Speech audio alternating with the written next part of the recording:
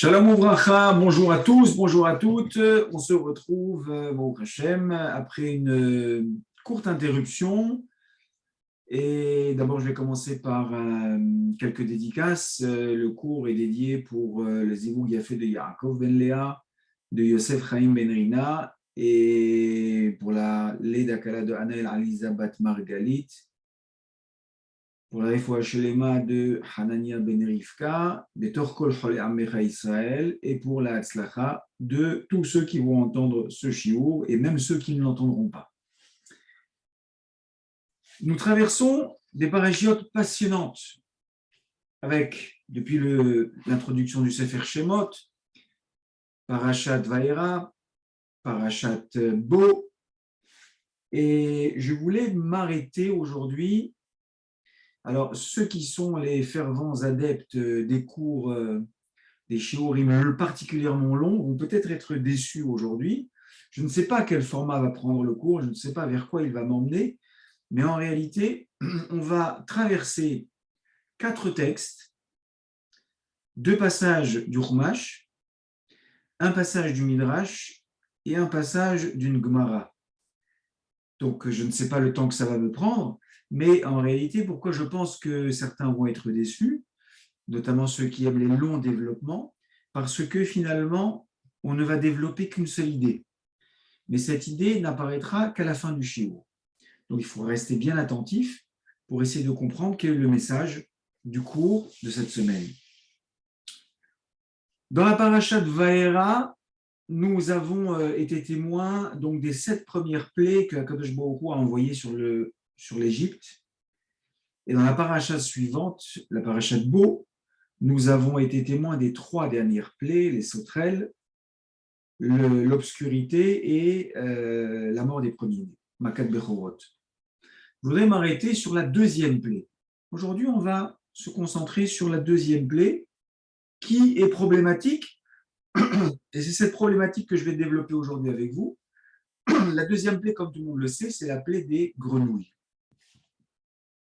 Alors, avant d'entamer le développement proprement parlé du cours, je voudrais rappeler quand même la signification des makotes, des plaies. Dans l'histoire du monde, on est à peu près à la fin du 1er tiers de l'histoire de l'univers. Au tout début du 1er tiers, il y avait donc la création du monde par le créateur Boré Olam. Une création dans laquelle il n'y a aucun témoin. Le seul témoin de la création aurait pu être Adam Arishon, sauf que Adam Arishon a été créé en toute fin de tout ce qui a pu être créé par Hachem depuis le 1er jour jusqu'au 6e jour. Comme chacun le sait, Adam Arishon a été créé le vendredi, quelques minutes avant l'entrée du Shabbat. Donc cette création dans laquelle chaque croyant et chaque membre du peuple juif croit avec une foi absolue, c'est une croyance qui est fondée sur ce qu'on appelle la Emouna.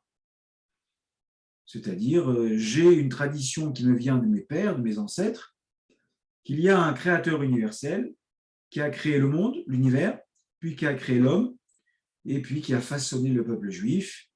Et on se retrouve à la fin du 1er tiers avec quelque chose d'assez curieux, c'est-à-dire une confrontation entre le Dieu unique, Hachem, et un roi impie, Paro, qui lui-même se prend pour le Dieu.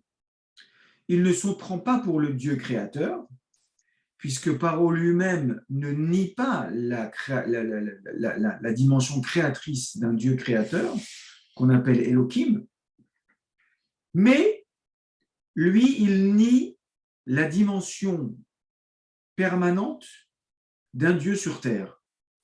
C'est-à-dire, il ne peut pas nier le fait que l'univers a été créé par une force, puisque l'univers est présent devant lui et il est témoin de cette création qui a eu lieu il y a un certain temps, mais lui se prend pour le Dieu doté de tous les pouvoirs, notamment du pouvoir de vie et de mort, sur ces sujets et sur l'humanité entière, puisque à l'époque, l'Égypte, c'est l'empire prédominant de l'époque.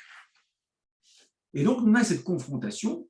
Un des premiers dialogues qui s'instaure entre Moshe Rabbeinu et Paro, c'est Moshe vient devant Paro et lui dit Dieu a dit, Yudke Vavke a dit, il faut que tu laisses partir le peuple juif de l'esclavage. Et à ça, Paro répond je ne connais pas Yudke Vavke. Je ne sais pas de qui tu parles. Il y a certainement un Dieu créateur que vous appelez Elohim, mais le Yudke Vavke, c'est moi, Paro. Et donc, il y a ici une confrontation entre une force humaine et une force divine.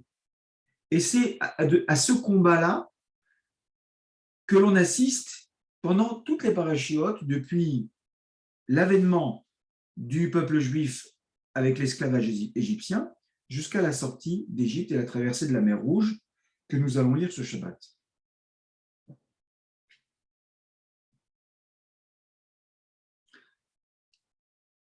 Akadosh Baruch Hu décide d'envoyer des makot. Le sens des makot, c'est justement une réaffirmation de la maîtrise divine sur les éléments. On avait fait il y a quelque temps, 1 an ou 2, un cours qui mettait en relation les 10 makot et les aseret Amahamarim, c'est-à-dire les 10 paroles créatrices, Bereshit, Vayomer, Vayomer, Vayomer, Vayomer, Vayomer.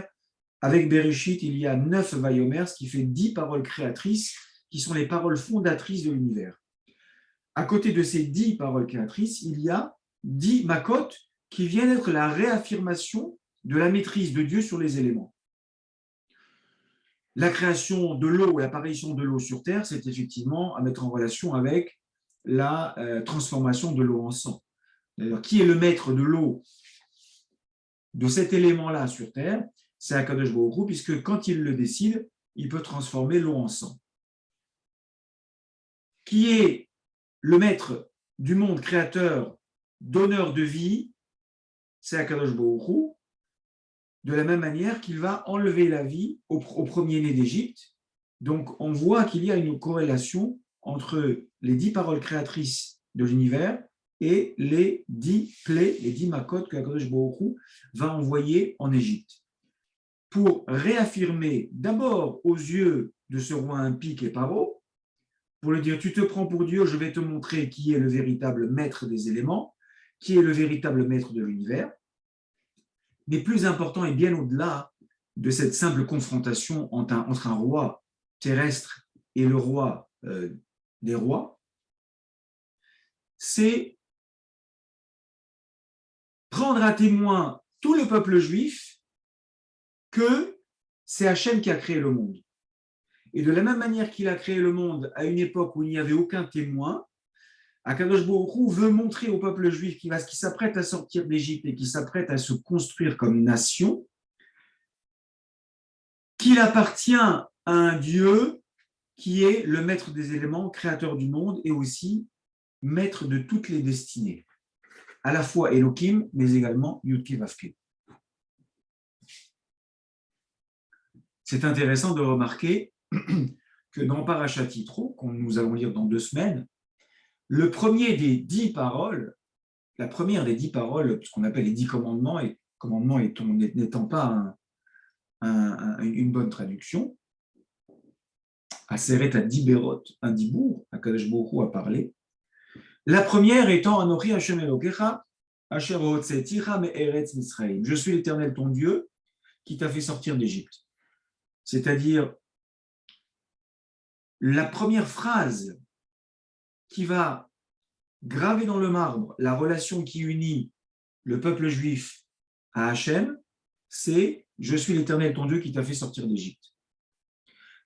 N'était-il pas plus simple de dire « Je suis l'Éternel ton Dieu qui a créé le monde, qui a créé l'univers ». Avec ce que l'on vient de dire, on se rend compte que c'est exactement la même chose, puisque Akadosh Baruch Hu en Égypte est venu réaffirmer sa maîtrise sur les éléments, sauf que l'on a gagné quelque chose que l'on n'avait pas avec cette parole qui consiste à dire « Je suis l'Éternel ton Dieu qui a créé le monde ». Oui, mais quand j'ai créé le monde, toi tu n'étais pas là, et il n'y a personne qui en a été témoin. Donc c'est quelque chose que l'on pourra un jour dire, c'est bien joli tout ça, mais moi, j'étais pas là et je ne crois que ce que je vois. Donc, je vais commencer à nier ce fait.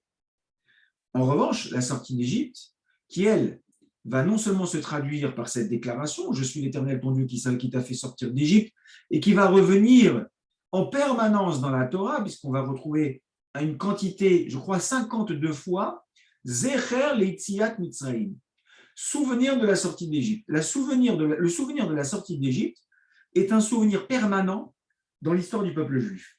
D'abord parce que c'est l'événement fondateur du peuple juif, mais aussi parce que c'est ce qui crée la relation entre le peuple juif et son Dieu, Akadosh Baruch Hu.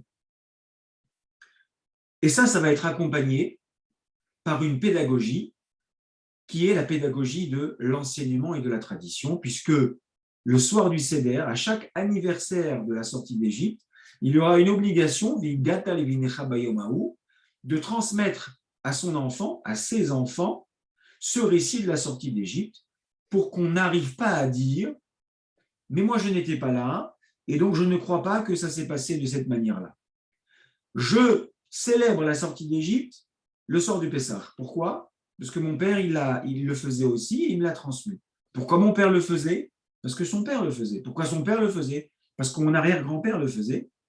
Et c'est impossible d'imaginer qu'un jour, quelqu'un a eu cette idée géniale de dire on va raconter une belle histoire et dorénavant, je vais la transmettre à mes enfants et ainsi de suite les dorés dorotes.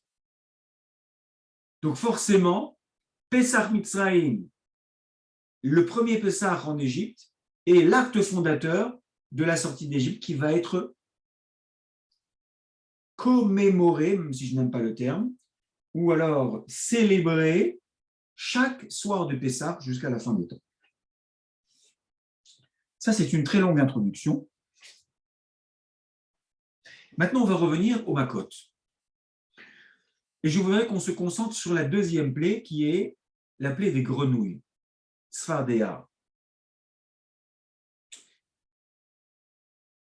Les grenouilles, nous dit-on dans le texte, lorsque Akadosh Baruch Hu a envoyé cette grosse grenouille, parce qu'on l'appelle d'abord dans le texte Sfardéa et ensuite on l'appelle Sfardéim, parce qu'en réalité, il y a eu une grenouille.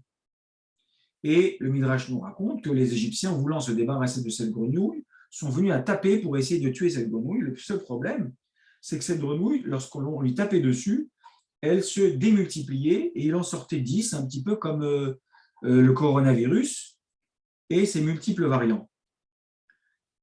Et donc, on tapait encore sur les grenouilles en essayant de s'en débarrasser, il en sortait encore 1000, et ainsi de suite.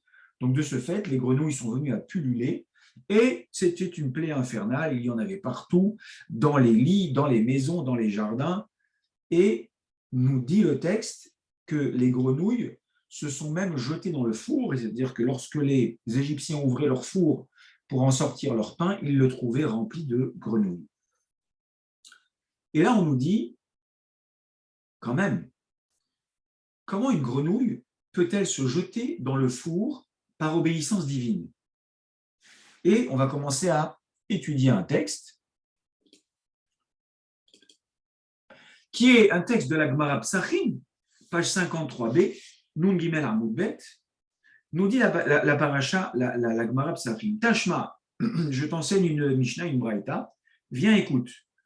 Rodzo Daraj Todos Ishromi, il y avait un homme qui s'appelait Théodosius qui habitait Rome, qui était un juif qui vivait à Rome, et voilà ce qu'il expliquait. Maraou Hanania Mishael va Azaria, Shemasru Atzman Akedushat Hashem Lechifshan Haesh. Comment Hanania, Mishael et Azaria, qui étaient des prophètes, ce qu'on appelait, ils faisaient partie des 120 hommes de la grande assemblée, Anshek Neset Agdola, à l'époque de Nebuchadnezzar, Nabucodonosor avait exigé que l'on se prosterne devant sa statue, devant son image, et ils ont refusé.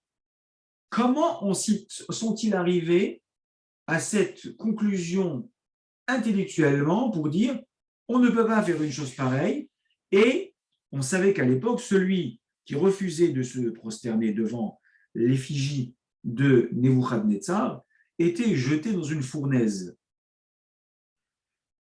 Alors, Todos Ishromi pose la question, qu'est-ce qu'ils ont vu? Comment en sont-ils arrivés à la conclusion qu'ils étaient en droit de refuser de se prosterner et de mourir en Kiddush Hashem en se jetant dans le feu? Nous dit la Gemara, ils ont fait un raisonnement par a fortiori, à partir des grenouilles. De la même manière que si déjà les grenouilles qui n'ont aucune obligation de mourir en voulant sanctifier le nom d'Hachem, simplement par obéissance, Ketiv Mehu, il est marqué à leur sujet, Ubaou veralou bevetecha, les grenouilles sont venues, sont montées dans ta maison, c'est-à-dire dans la maison de Paro, ou betanuecha ou mishaotecha, mais aussi dans tes fours et dans tes pétrins.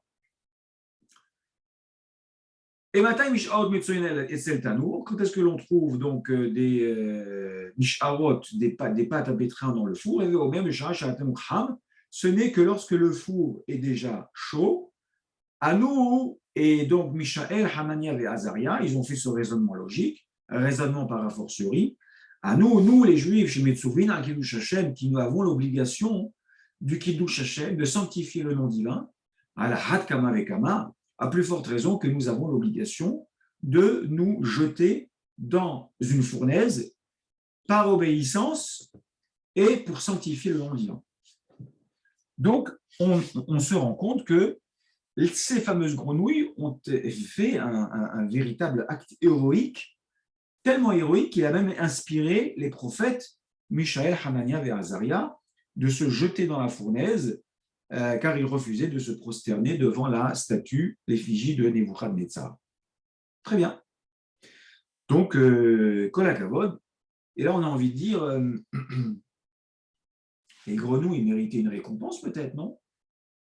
C'est quand même Mishaël, Hanania et Azaria, on en fait un calvachomer pour dire, regarde, elles n'avaient aucune obligation, alors Gadol Metsuvé, c'est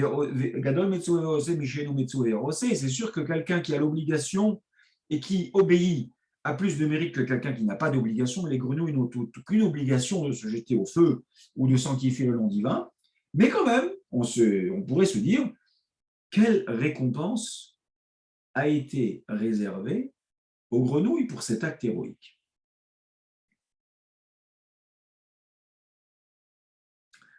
Je voudrais que l'on compare l'attitude des grenouilles avec l'attitude d'une autre partie du règne animal qui a joué aussi un rôle lors de la sortie d'Égypte. Ce sont les chiens. Alors, pour comprendre quel rôle ont tenu les chiens pendant la sortie d'Égypte, je vous propose un autre texte.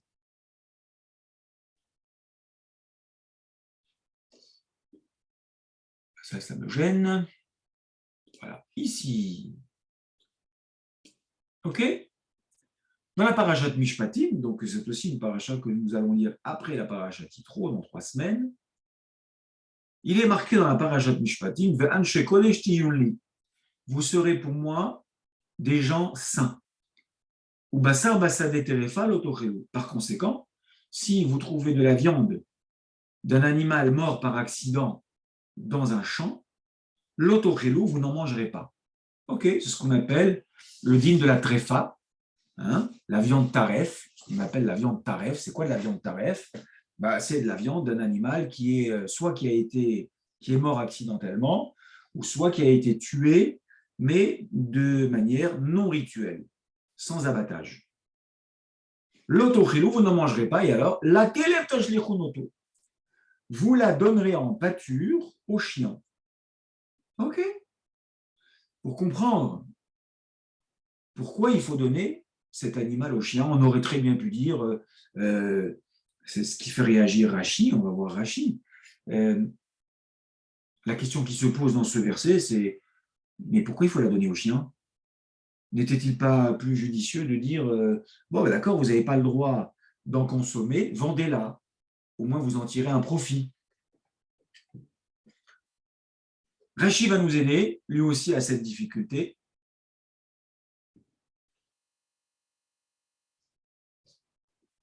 Ici, les lamedra, ça vient enseigner chez Akelev Nichbad Mimenu, que le chien, il a un quelconque kavod.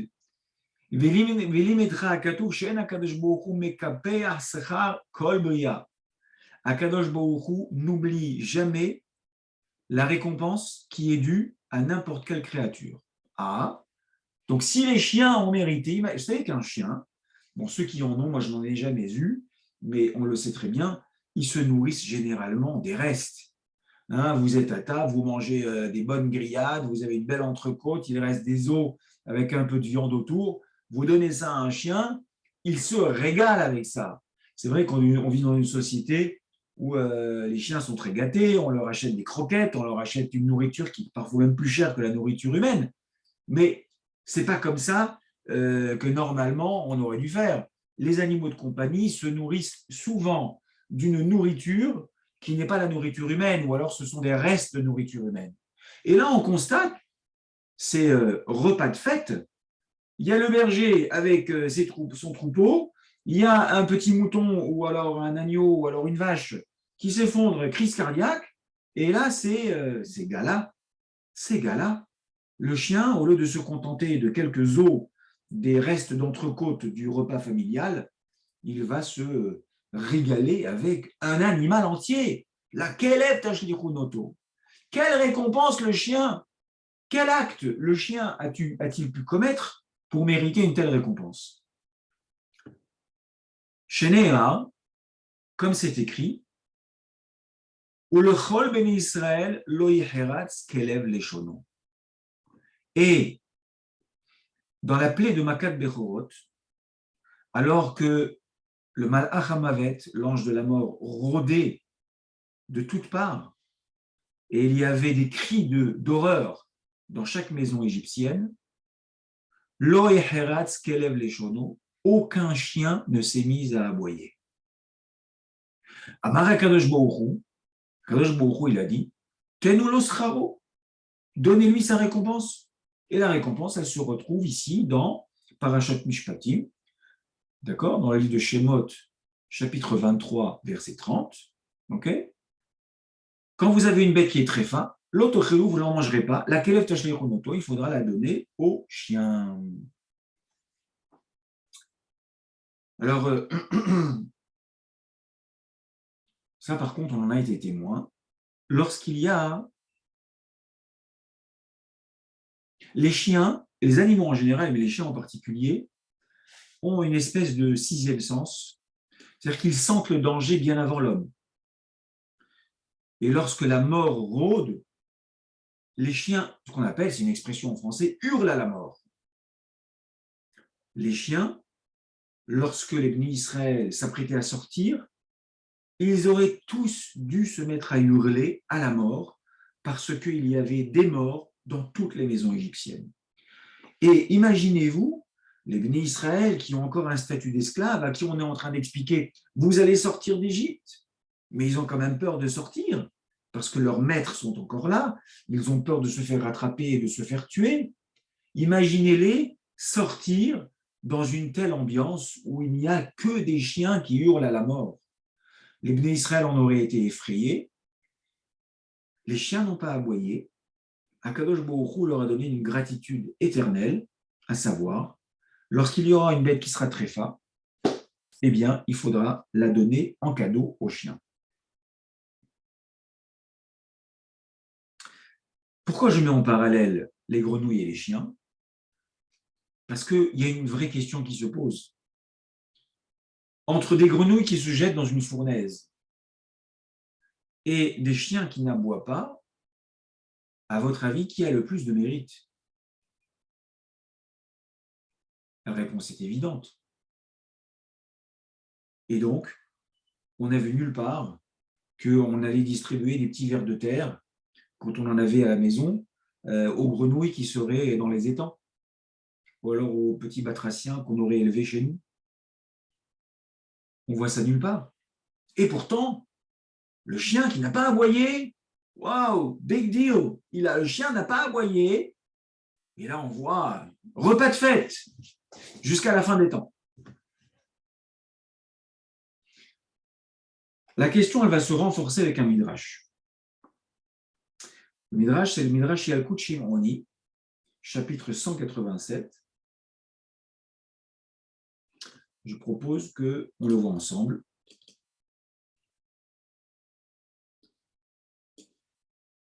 Voilà. Rabbi Yishaya, il y avait un hacham qui s'appelait Rabbi Yishaya, Talmido shel Rabbi Hanina ben Dosa Haya. C'était l'élève de Rabbi Hanina ben Dosa. Rabbi Hanina ben Dosa, il était très très très pauvre, mais il y avait des miracles en permanence chaque jour chez lui. Il avait un élève qui s'appelait Rabbi Yishaya. Rabbi Yishaya haya mit'aneh shmonim vechamesh ta'aniyot. Il a fait, l'élève de Rabbi Hanina ben Dosa, 85 jeûnes. Il a jeûné 85 fois. Pourquoi? Parce qu'il ne comprenait pas ce que l'on vient de dire. Qu'est-ce qu'il ne comprenait pas? Amar, klavim shekatuv bahem, les chiens dont on dit ve'aklavim azenefesh. Les chiens, c'est un animal, le chien, qui est azenefesh. Il est chutzpah. Chutzpah, ça veut dire il n'a pas de honte. Vous savez, le chien, vous le voyez dans la rue, il fait ses besoins, il lève ses pattes. Alors, je ne vous parle pas du reste. Il fait des choses que, normalement, on devrait se cacher pour le faire. Vous comparez le chien et le chat et vous voyez deux comportements radicalement différents. Le chat est de sa noix, il est propre, il fait attention là où il fait ses besoins, là où il a ses rapports intimes, il les fait en cachette. Le chien, rien de tout ça. Azenefesh. Rabbi Yishaya, il dit le chien, c'est Azenefesh. Yiskou lomar shira zo. Et pourtant, ça va renforcer ce qu'on vient de dire. Non seulement on voit que les chiens vont avoir dans Parashat Mishpatim une promesse d'avoir jusqu'à la fin des temps, de pouvoir consommer toutes les tréfotes que l'on aurait chez les Juifs.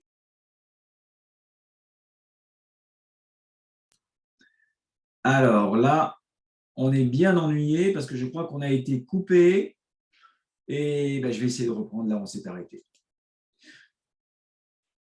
Donc Rabbi Yishaya, il ne comprend pas. Le chien est un animal qui s'appelle Az Nefesh, il est chutzpah, il est éhonté. Il n'a pas de boucha, il n'a pas de honte. Et pourtant, dans le livre Perek Shira, qui est aujourd'hui très à la mode, il y a beaucoup de gens qui lisent le Perek Shira, ce sont des louanges que les animaux font à Kadosh Baruch Hu. Donc il y a un certain nombre d'animaux qui ont été choisis pour louer la grandeur d'Hachem. Et chacun, on dit, la tradition nous apprend que dans le Perek Shira, chaque animal prononce un passouk de la Torah pour louer à sa manière la grandeur d'Hachem. Et le chien, lui aussi, il a mérité d'avoir un passouk de Torah qui sort de sa bouche. Et c'est ce que Rabbi Yishaya ne comprenait pas. Yiskou lomar, ils vont mériter de dire Shira, un chant. Zo, ce chant-là. Venez, nous allons nous prosterner et nous devant Akadosh Baruch Hu, notre Créateur. Etc.,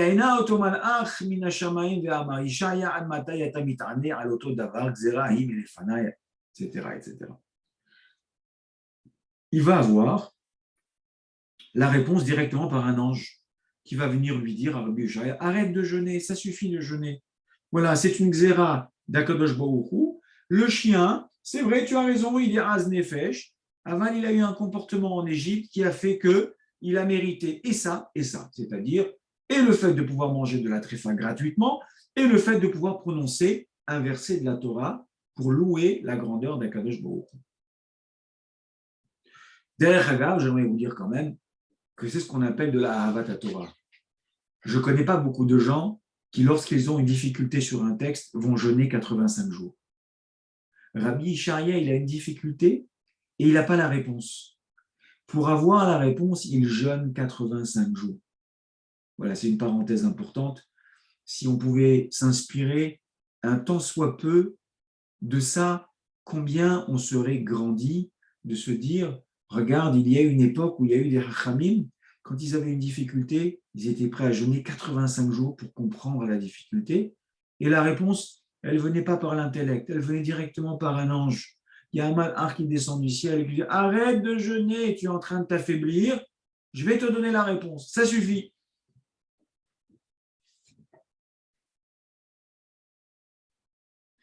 Et vous croyez que la question va s'arrêter là? Pas du tout.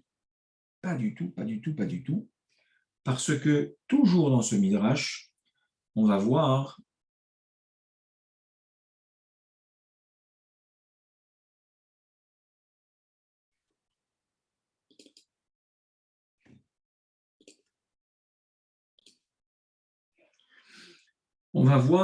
dans la deuxième partie du midrash comment le malach va répondre à Rabbi Ishaya. Et là, il lui dit, cette chose-là que je vais te dire, Logila davar zeleshum bria olam. Personne n'a mérité d'avoir cette réponse. Et là, bishvil she'ata tamid shel hacham gadol, simplement parce que tu es l'élève d'un grand hacham, c'est-à-dire Rabbi Haïna ben Dosa, l'écart zekakuli min shamaim, c'est pour ça qu'on m'a envoyé du ciel, vishalachoni elecha, et on m'a envoyé vers toi. Ve'amar, voilà la réponse. Klavim ketiv baem ulchot bnei Israël oiheratz kelev leshono. Voilà ce que tu n'as pas compris. Ben, c'est simplement qu'ils ont un mérite particulier, les chiens, puisque c'est marqué qu'à la sortie d'Égypte, loiheratz kelev leshono, aucun chien n'a aboyé. Velo odela. Et c'est pas seulement ça. Toi, tu as dit quoi? Tu as dit, mais je ne comprends pas comment ils ont mérité de dire un verset de la Torah. Les chiens, ils sont rasés nefesh. Non seulement je leur ai donné, en récompense de ne pas avoir aboyé, de dire un verset de la Torah, mais il y a encore une troisième chose qui va renforcer encore la question de manière incroyable, comme si c'était nécessaire. אלא שזכו לעבד אורות מצואתן לכתוב בהם ספר תורה, תפילין ומזוזות. Ceux qui s'y connaissent un petit peu en tannage, dans le travail du cuir, le savent peut-être. Le meilleur produit qui permet le travail des peaux, vous savez que lorsque l'on veut faire du cuir, donc on enlève la peau de l'animal, il faut la laver et il faut surtout la tanner, il faut la travailler. Comment va-t-on travailler cette peau? Bon, on va la faire baigner, on va la laisser mijoter dans un bain. Mais qu'est-ce qu'on va mettre dans ce bain? Alors écoutez-moi bien, on va mettre de l'excrément de chien. Voilà ce que dit le Midrash Yalkut Shimoni. Et là, on a envie de dire trop, c'est trop. Et l'excrément de chien mélangé à ce bain permet le meilleur tannage des peaux pour faire du cuir. Et vous me direz, mais pourquoi on me parle de ça ici? Chez Zachou les Abed Aorot Mitsoatan. Les chiens, ils ont mérité qu'avec ça, avec leurs excréments, on peut travailler les peaux. L'Ichtov Bahem Sefer Torah Tfilin Umzuzot. Et avec ça, on va pouvoir écrire des siffrets Torah, les rouleaux de la loi, des tfilines que chaque juif met chaque jour sur son front et sur son bras, ou mezuzot, et les parchemins sur lesquels on va écrire les mezuzot que l'on va placer à l'entrée de chaque maison et de chaque chambre juive. Là, on dit trop, c'est trop. Et tout ça, les grenouilles qui se sont jetées dans le four, on a envie de dire rien du tout.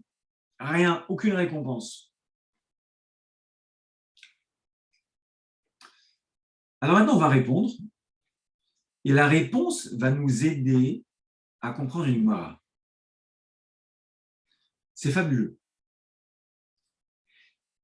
Il semblerait que Hachem apprécie davantage les chiens que les grenouilles, puisqu'on voit que les grenouilles se sont jetées dans le feu, elles n'ont rien reçu comme récompense. Les chiens n'ont pas aboyé et on voit tout ce qu'ils ont mérité. Et ils ont mérité des choses. Ils mangent les animaux morts, ils méritent de dire un verset chaque jour, et grâce à eux, on peut fabriquer des sifrei Torah et des tefilines et des mezuzot. Il y a quelque chose ici. Il y a un message. La Torah veut nous faire passer quelque chose. C'est tellement énorme que cette interrogation, elle nous permet, elle indique qu'il faut s'arrêter ici et essayer de comprendre de quoi il s'agit. Alors, c'est quoi la différence? Des grenouilles qui se jettent dans le feu, même un Kiddush Hashem, c'est vrai que c'est un acte héroïque, mais c'est un acte spontané. C'est un acte spontané. Pourquoi elles se sont jetées dans le feu, on n'en sait rien. Est-ce qu'elles ont vraiment pensé à faire un Kiddush Hashem? On n'en sait rien. Elles ont été paramétrées et programmées. C'était leur nature à ce moment-là de faire cette chose-là. Récompense, zéro. Il y a une petite anecdote que je voudrais vous relater. Dans les années 2000, en Israël, il y avait, de manière quasi hebdomadaire, de terribles attentats, notamment dans les bus. C'était la mode, entre guillemets, des bombes humaines. C'est-à-dire que les terroristes munis d'une ceinture à explosifs montaient dans un bus et se faisaient sauter dans le bus, provoquant et entraînant dans la mort plusieurs dizaines de juifs que Kadosh Baruch Hu venge leur sang. Il y a une fois, le chauffeur s'est rendu compte de quelque chose de suspect. Il a vu qu'il y avait quelqu'un qui tentait de monter dans un bus et il avait visiblement quelque chose de suspect autour de la taille. Et donc, il a commencé à crier, il a demandé à ce que tout le monde descende par la porte arrière du bus. Les gens ont commencé à entrer en panique, ils se sont sauvés. Et il y a un homme qui a tout de suite eu un réflexe, il a dit, oui, ici, il fait sauter sa ceinture maintenant, donc il y aura beaucoup de morts. Il s'est précipité sur le terroriste, il l'a neutralisé pour l'empêcher de tirer sur quoi que ce soit pour déclencher sa bombe, et de ce fait, il a certainement sauvé des vies. Il a été ensuite interrogé par les journalistes qui lui ont dit, vous êtes un héros, vous avez, par votre acte, vous avez empêché des dizaines de victimes. Comment vous êtes arrivé, un, à penser à ça, deux, à vous jeter sur lui et de faire cette chose-là? Il a répondu cette chose extraordinaire. Ça a été relaté dans un journal. Il a dit, détrompez-vous, je suis d'une nature plutôt lâche et peureux. Et je ne sais même pas ce qui m'a pris quand j'ai fait ça. C'est-à-dire, il y a ce qu'on appelle les actes spontanés ou spontanément héroïques. C'est-à-dire une espèce de montée d'adrénaline qui fait qu'on a besoin, l'instinct de survie nous dicte une certaine conduite, mais qui n'est pas notre conduite normale. Donc il s'est jeté sur lui, se demandant même dans l'instant d'après comment il a pu faire une chose pareille, alors que sa propre nature, il a avoué qu'il était plutôt peureux et plutôt lâche. Alors c'est la même chose. Des grenouilles qui se jettent dans une fournaise, c'est un acte spontané, héroïque certes, mais spontané. Qu'est-ce qui se passe chez un chien qui refuse d'aboyer?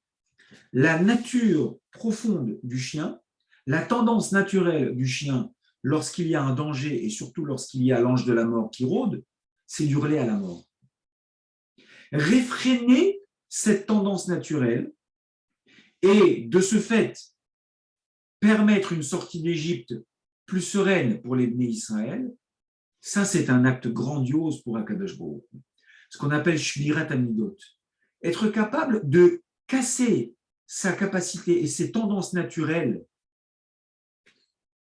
ça c'est quelque chose que Akadosh Baruch Hu apprécie parce qu'il dit, Akadosh Baruch Hu nous dit à travers sa Torah, si vous êtes capable de casser votre nature, alors vous pouvez devenir des grands.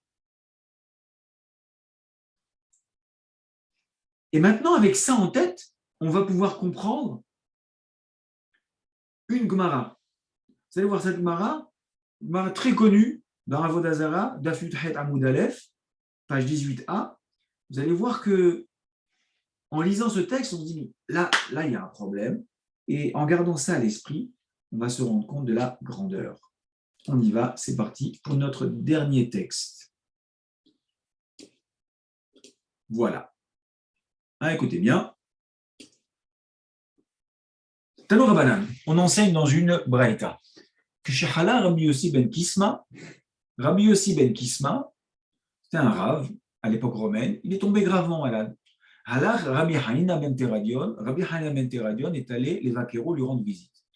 Amarlo, il lui a dit, Hanina Ahi, Rabbi Yossi ben Kisma, il s'adresse à Rabbi Hanania ben Teradion, il l'appelle Hanina Ahi, Hanina mon frère, Iata Yodea, chez Umazo, Minashamei, Mimilichua, ne sais-tu pas que cette nation, sous-entendu Rome, Minashamei, Mimilichua, c'est Hachem qui a décidé de l'agrandir.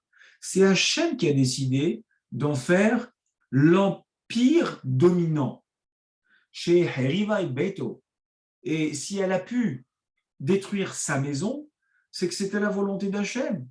Vesarfa et Echalo, si elle a pu brûler son Echal, son palais, c'est la volonté d'Hachem. Pardon. Veharga et Hasidav, si elle a pu tuer c'est pieux, c'est juste, c'est la volonté d'Hachem. Ve'avda et tuvav, et toutes les perles de la nation, si elles ont été perdues, c'est aussi la volonté d'Hachem. Sous-entendu, Rabbi Yossi ben Kisma est un pragmatique. Il dit, ça ne sert à rien. Ce que tu fais, que je vais vous dire maintenant, ça ne sert à rien. Pourquoi ? Parce que tu t'ériges contre la volonté de cet empire dominant. Et c'est marqué dans le Navi, Lech Ami, Babehadrecha, c'est marqué Usgor de la Trabaadecha, Ad Yahavor Zoram. Mon peuple, c'est Hachem qui s'adresse à son peuple à travers le prophète, il lui dit Lech Ami Babehadrecha, enferme-toi dans ta chambre. Usgor de la Trabaadecha, et ferme la porte derrière toi. C'est-à-dire, enferme-toi bien, protège-toi bien. Ad Yahavor Zoram, jusqu'à ce que ma colère passe. Quand la colère divine s'abat sur le peuple juif, alors Hachem Ishmor, il y a des sacrifices, il y a des corbanotes. Et Hachem, il dit, moi je ne veux pas te faire du mal. Donc, enferme-toi, fais-toi petit. Et c'est ce que Rabbi Yossi ben Kisma explique à Rabbi Hanina ben Teradion. Et toi, qu'est-ce que tu fais ? Va'ani shama'ati alecha, j'ai entendu de toi, she'ata yoshev, que tu t'assois, ve'osek batorah, et tu étudies la Torah, ou makil keilot berabim, et mieux que ça, tu rassembles des keilot en public, tu te mets sur les places publiques et tu enseignes la Torah, ve'sefer munach lecha behekecha, et tu as un sefer Torah mis contre ta poitrine, tu n'as donc peur de rien. Comment tu peux continuer à faire ça ? Il faut se rappeler, pour bien comprendre cette Gemara, qu'il y avait un décret royal qui interdisait les réunions publiques et l'étude de la Torah. À Marlo, il lui a dit, Rabbi Yossi ben Kisma, Rabbi Hanina ben Teradion, Rabbi Hanina lui a répondu, Mina Shamaim Yirahamu. Vous savez, c'est la fameuse phrase que tout bon juif dit, Hashem Ya'azor, Dieu est grand. Regardez ce qu'il lui répond. À Marlo, il lui a répondu à Rabbi Yossi ben Kisma, je vous rappelle que c'est celui qui est malade. Moi, je te parle de choses qui sont sensées. Et toi, tu me dis, Dieu aura pitié de moi. Mais de quoi tu parles ? On n'a pas le droit de compter sur un miracle.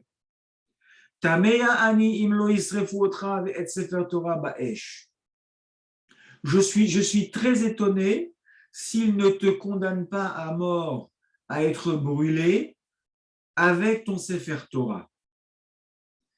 Et c'est exactement ce qui va arriver dans la suite de la Gemara à Rabbi Hanina ben Teradion, puisque c'est ce fameux qui faisait partie des Aseret Haog et Malchut, les 10 martyrs, et lui a été enroulé autour d'un Sefer Torah, et il a été condamné à mort et ils l'ont brûlé vivant avec le Sefer Torah autour de lui. Et la cruauté des Romains, c'est qu'ils ont mis des éponges entre le Sefer Torah et sa chair pour que la combustion soit la plus lente possible et pour qu'il agonise et pour que la mort soit lente et qu'il soit... C'est une cruauté sans nom.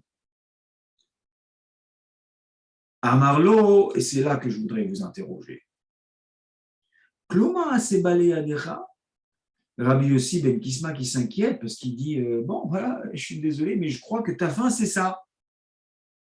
Alors, pardon, j'ai oublié une phrase. Amarlo Rabbi Haïna ben Teradion dit à Rabbi Yossi ben Kisma, Rabbi, mon maître, Ma'ani le Haïe Olam Haba. Dans le Olam Haba, dans le monde futur, j'ai quoi, moi? C'est quoi ma récompense? Amarlo, Kluma Asebale Adecha, dis-moi, t'as pas t'as pas récemment été confronté avec quelque chose qui pourrait constituer un mérite? Et de cette manière, je pourrais te dire à quoi ressemblera ton Gan Eden, ton Olam Haba. Amarlo, oui, ouais, tu as raison, maintenant que tu me le dis, j'y pense. Ma'ot shel Purim ithalfuli b'ma'ot shel tzedaka. J'avais de l'argent de Purim pour les pauvres et il s'est mélangé avec l'argent de la tzedaka. L'argent de la tzedaka, c'est une chose, c'est une mitzvah qui incombe à chaque juif chaque jour ou en permanence. La mitzvah de Matanot Laevionim de Purim, c'est une mitzvah qui a lieu une fois par an. On doit donner des matanot aux pauvres à Purim. Et ces deux bourses, elles se sont mélangées. J'avais poche gauche, poche droite, je ne sais plus qui était quoi, qu'est-ce que j'ai donné, qu'est-ce que je n'ai pas donné. Et alors, qu'est-ce que tu as fait? Alors, j'ai tout donné aux pauvres. Et j'ai ressorti de l'argent pour les pauvres de Purim. Autrement dit, je ne suis pas resté dans le safek, dans le doute, j'ai tout donné. À Marlo, il lui a répondu Rabbi Yossi ben Kisma, Imken, si c'est ainsi, mehelkecha yehi helki, ou megoralecha yehi gorali. Il lui a dit, Alva, et si seulement ta part que tu auras au Gan Eden, je pouvais avoir la même. Voilà, on va s'arrêter là pour la Gemara. Normalement, si vous êtes assis, debout, je ne sais pas, allongé, vous auriez dû bondir. Là, il faut bondir. De quoi on parle? On parle de Rabbi Haïna ben Teradion, qui est inquiet parce que Rabbi Yossi ben Kisma qui lui dit, bon, je ne comprends pas pourquoi tu te mets en danger, tu étudies la Torah en public, tu ne devrais pas le faire. Et il dit, alors, ok, d'accord, alors, j'ai quelque chose dans le monde futur. Mais de quoi on parle? Il met sa vie en danger pour pouvoir étudier la Torah, qui est la chose la plus importante chez un juif. Et tu demandes, dis-moi, t'as pas un petit marassé, un petit acte extraordinaire à faire valoir pour que je te dise qu'est-ce que tu auras dans la Mama? Et là, il lui sort cette histoire de Pourim, de Zdaka. Il dit, oh là là, si tu as fait ça, Alva et que moi j'ai ta place au Ben Eden. De quoi on parle? Elle est incompréhensible, cette Gemara. Sauf si vous arrivez à la mettre en relation avec tout ce qu'on vient de dire. Le mérite de Rabbi Hanan ben Teradion à étudier la Torah, y compris à mettre sa vie en danger, il est moindre. Pourquoi? Parce que demander-lui d'arrêter d'étudier la Torah, c'est mieux pour lui de mourir. La Torah est tellement fondamentale pour lui, elle est tellement naturelle chez lui, que de lui demander de ne pas étudier, c'est ça qui était contre nature. Par contre, Rabbi Haïda ben Teradion, il était un petit peu, pas près de ses sous, c'est dur à dire, mais c'était compliqué. Donc ce petit acte qui a l'air de rien du tout, mais qui est totalement contre nature. Ah là là, qu'est-ce que j'ai fait là? Ben oui, la tzedaka je fais, le Purim je fais, et maintenant ça s'est mélangé, je ne sais plus qu'est-ce qui va où. Alors je prends sur moi. Je vais casser mes midotes. Normalement, la tendance est de dire, ah ben voilà, pile ou face, allez, un pour là, après tout, c'est tout pour les pauvres. Il a été chaud vert et demi-dotave. Sa mida, justement, c'était d'avoir du mal à sortir de l'argent. Alors, il a été contre sa nature. Là-dessus, Rabbi Yossi ben Kisma, il lui dit, c'est exactement la même chose que pour les chiens en Égypte. Ne pas aboyer quand tu es un chien en Égypte, c'est surnaturel. C'est contre nature. C'est briser ta nature. C'est briser ta tendance naturelle. Ce que tu as fait, ça revient exactement à la même chose. Halvaï, que par ce mérite-là, qui pour nous a l'air insignifiant, à côté de quelqu'un qui a passé toute sa vie à étudier la Torah. Et c'est ça le message que cette Gemara va nous lancer. Et là, on se dit, la réponse, elle est là. Alors, je voudrais terminer et conclure avec ce message extraordinaire. C'est exactement ce que Hachem attend de nous. Shvirat Amidot. Le travail de Nissim Izvi, le travail de Shimron, le travail de Réhouven, le travail de Yehuda, c'est jamais le même. Chacun se connaît. Je connais mes points faibles. Qui est coléreux, qui est avare, qui a du mal à aider les autres, qui ne sait pas faire du hesed. Et à chaque fois qu'il va se retrouver dans une situation où il faudra faire une mitzvah qui ne lui est pas naturelle, il faut qu'il intègre ça. Akadosh Baruch Hu, de la même manière que pour les chiens en Égypte, dont on dit qu'ils sont rasés nefesh, oui, mais ils ont brisé leur nature, ils ont brisé leur midot. Alors Akadosh Baruch Hu, il leur a donné la tréfa, un verset du Perek Shira et le mérite de pouvoir fabriquer tfilin, sifrei Torah et mezuzot. Incroyable. C'est totalement disproportionné. Et donc, si ce n'était pas disproportionné, alors on ne comprendrait pas que c'est important. Donc, c'est quelque chose de tellement important. Et le meilleur exemple, je vais terminer avec ça, c'est Avraham Avinu.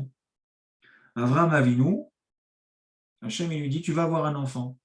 Il dit, je ne comprends pas. Moi, je suis un spécialiste d'astrologie. La nature, elle est écrite dans les cieux. Avraham n'aura pas d'enfant. Akadosh Baruch Hu, il lui dit, sors de ta tente. Qu'est-ce que ça veut dire sors de ta tente? Il dit, sors de ta logique du mazal.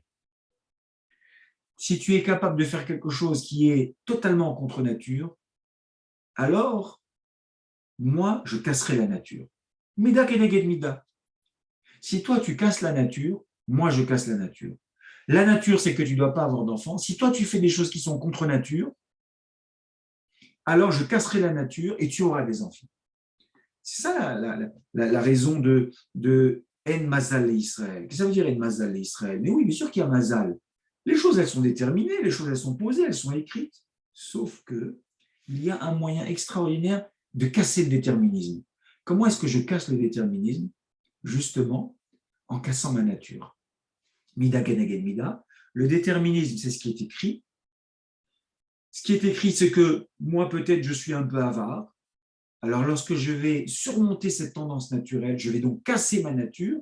Akadosh Baruch Hu, il va faire mida keneged mida. Ce que moi, normalement, je n'aurais pas dû avoir, alors je pourrais déclencher et ouvrir avec cette clé ce qui me manque. Et d'ailleurs, c'est intéressant de remarquer à quel moment Abraham a été reconnu comme, c'est marqué dans la Torah, Ata yadati ki yere Elokim ata. Maintenant, je sais que tu crains Dieu. Quand est-ce que Hachem a dit maintenant, je sais que tu crains Dieu?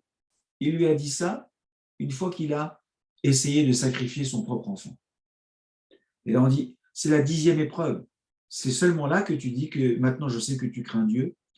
Parce que les 9 autres épreuves, si vous regardez bien, il y avait toujours un petit peu dedans de la qualité intrinsèque et naturelle d'Avraham Avinu, qui est la bonté. Dans la Akedat Yitzhak, il n'y a aucune trace de bonté, il n'y a que de la cruauté apparente. Sacrifier son propre fils, y compris par obéissance divine, c'est de la cruauté. Et c'est ça que Akadosh Baruch Hu voulait voir. Et là, on comprend et on lit mieux la Akedat Yitzhak. C'est ça qu'Akadosh Baruch Hu voulait voir chez Abraham. Est-ce que tu es capable de casser tes midot, c'est-à-dire de faire quelque chose, de commettre un acte qui est contre nature? Si tu es capable de casser ta nature, alors tu es capable de casser ton destin et tu es capable de transformer ta vie.